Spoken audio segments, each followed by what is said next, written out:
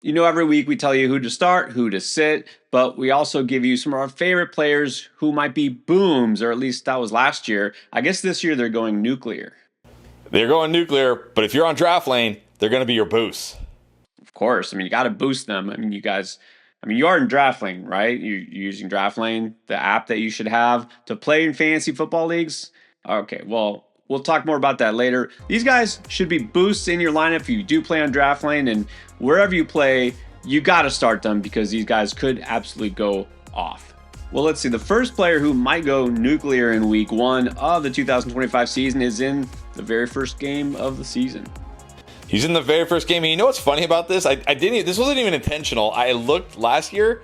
I had AJ Brown as a boom last year too, and he went off in week one. But you know what?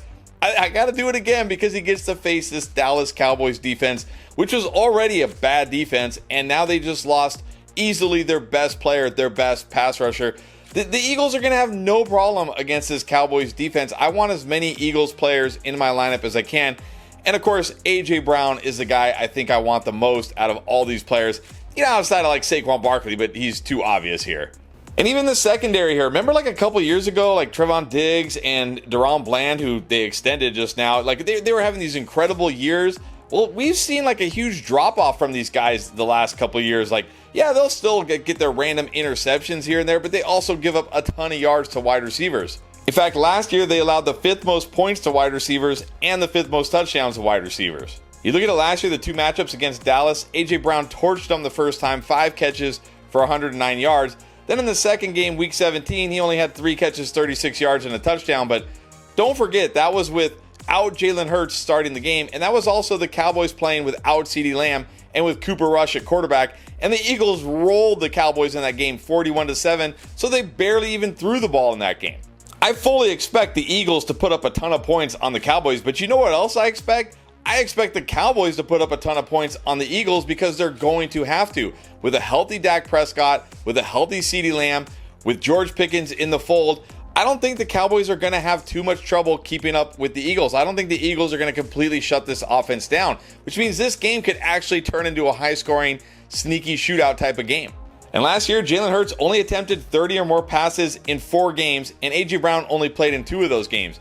But in those 2 games, he scored 22.9 and 25 fantasy points. I think Jalen Hurts is going to have to throw the ball 30 plus times in this game because I don't think it's just going to be all one-sided, all Eagles here. This Cowboys offense is good enough to force the Eagles to have to keep the foot on the gas, play all 4 quarters, not just go into run it with Saquon mode in the second half. And that's going to be good for pretty much everybody in this game, but especially A.J. Brown. And I'll tell you what else I love this week about A.J. Brown. I don't normally take touchdown lines in underdog, but I'm taking his touchdown line this week higher than 0.5 touchdowns. Not only that, if he scores a touchdown, you get a little extra boost. Plus, if you're new to underdog and you haven't signed up yet, you're going to get a Saquon Barkley gimme pick that you can use and pair it with that A.J. Brown pick to hopefully get a win right off the bat. Plus, don't forget right now, if you're new to underdog, once you play $5, they're going to give you $50 in bonus funds. Play $5 on A.J. Brown this week. I think he's going to score and smash and go nuclear for your fantasy team.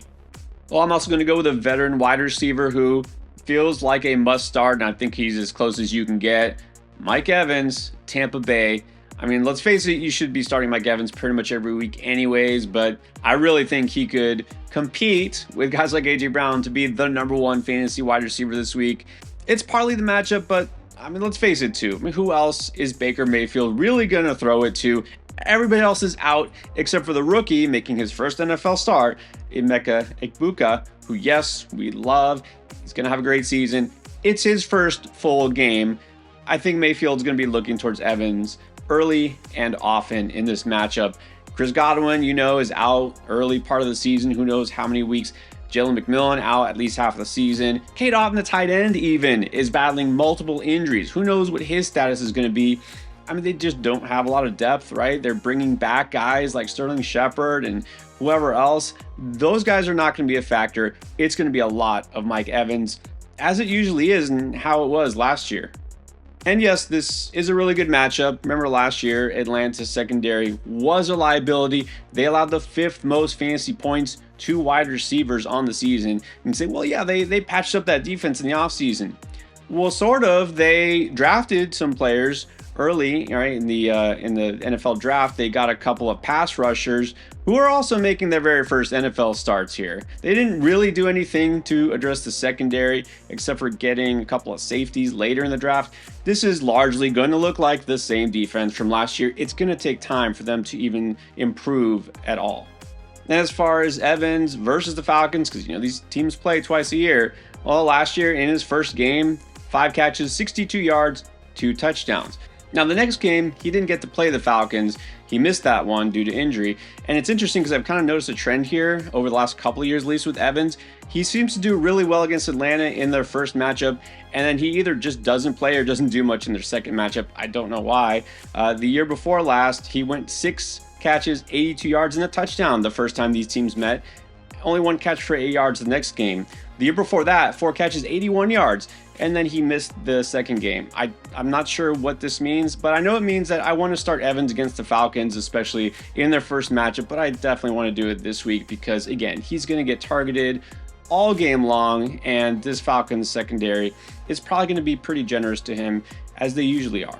But Evans isn't the only Buck that might go off in this matchup.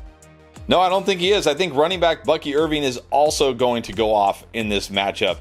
Like the Bucks, I remember it used to be like the Bucks had one of the worst run blocking lines. That has vastly improved. I mean, they were borderline top 5 run blocking offensive line last year.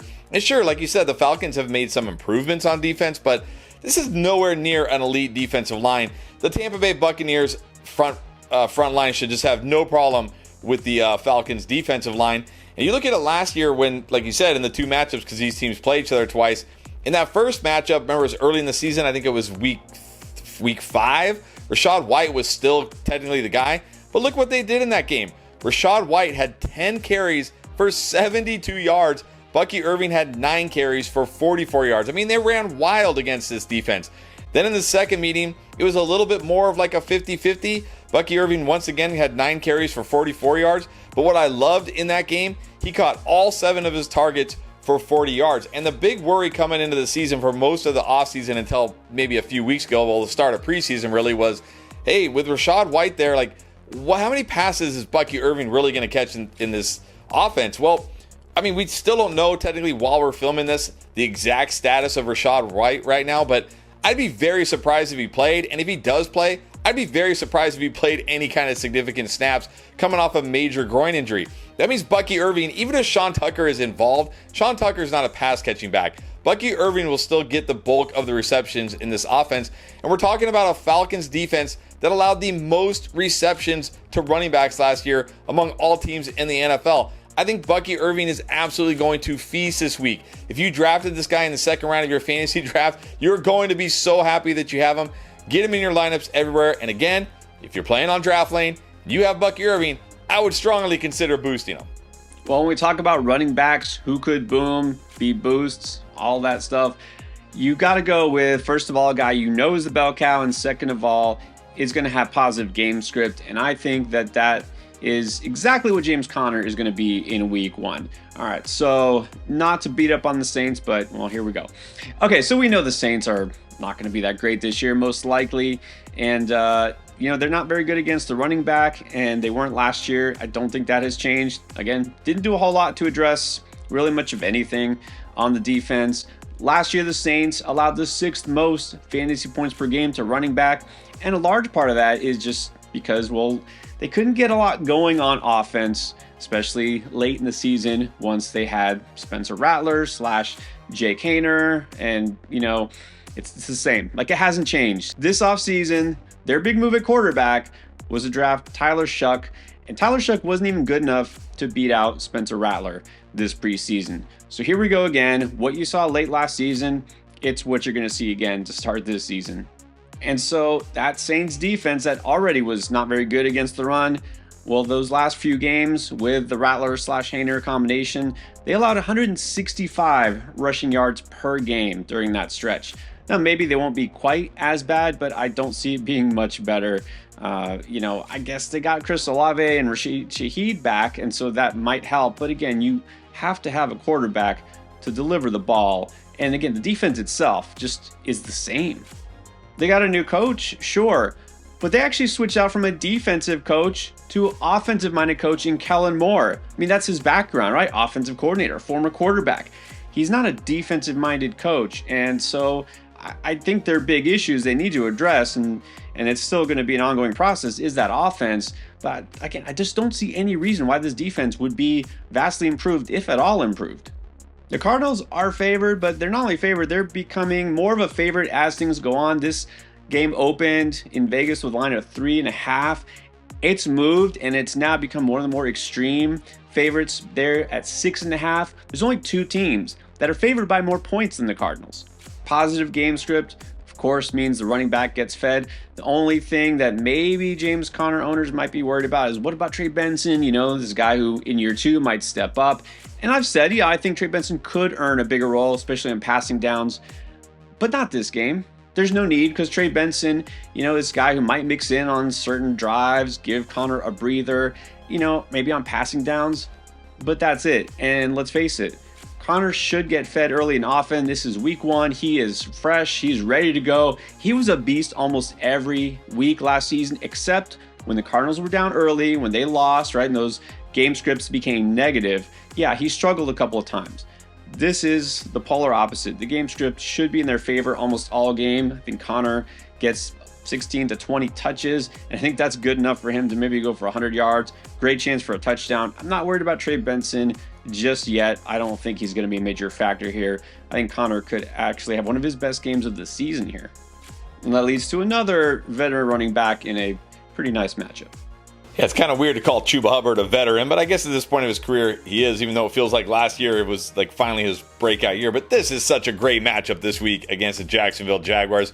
Like, yeah, sure, the Jags have 2 good, you know, kind of outside pass rushers, but their interior line is just not very good here. And look, the Panthers quietly had a top 10 offensive line last year that could even get better. But look, what I really love about Chuba this week, of course, the matchup, but it's the fact that he's going to be the guy. I mean, yes, they brought in Rico Dowdle, but let's be real. What's Rico Dowdle's role going to be? Like, change of pace guy? Chuba Hubbard needs a breather. They drafted Trevor Etienne, but again, he's not going to have any kind of a role here in week 1. It's going to be all Chuba Hubbard.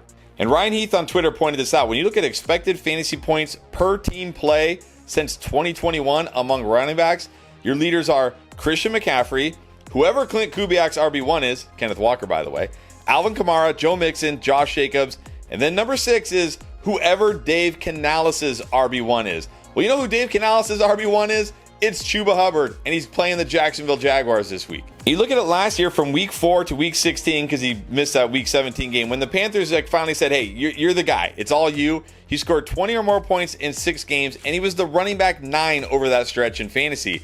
And now with Bryce Young actually taking that step forward and being a threat to defenses can't just sell out to stop the run here. They got to worry about the passing game now.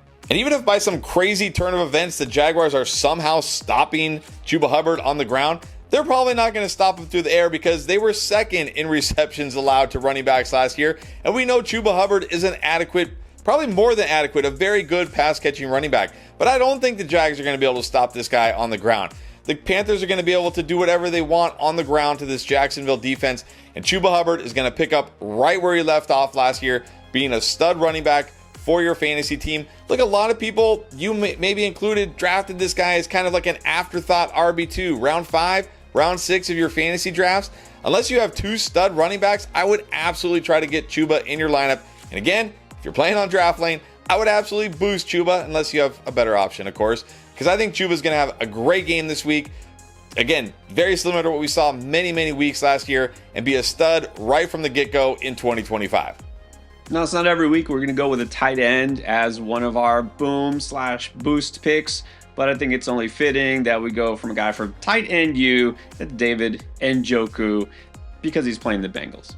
And yeah, I think we're going to see a trend here where we're going to be not only streaming a lot of fringe players when they go against the Bengals defense, but also boosting a lot of good players when they play the Bengals defense, because, I mean, this is a defense that has gone from bad to possibly worse.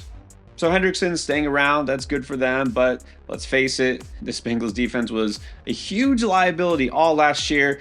And again, on paper, it does not look like there's any reason to think that they're actually going to be better this year. But it's worth noting that, you could pick a lot of options here. They were especially horrible against the tight end, which is why I love Njoku. And trust me, I'm going to start Jerry Jeudy where I got him. And look, Cedric Tillman is actually in the conversation to flex, depending on your options here.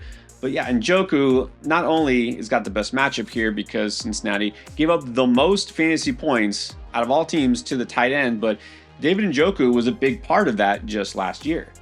A season ago, the Bengals defense gave up the most receptions and the second most targets to the tight end position.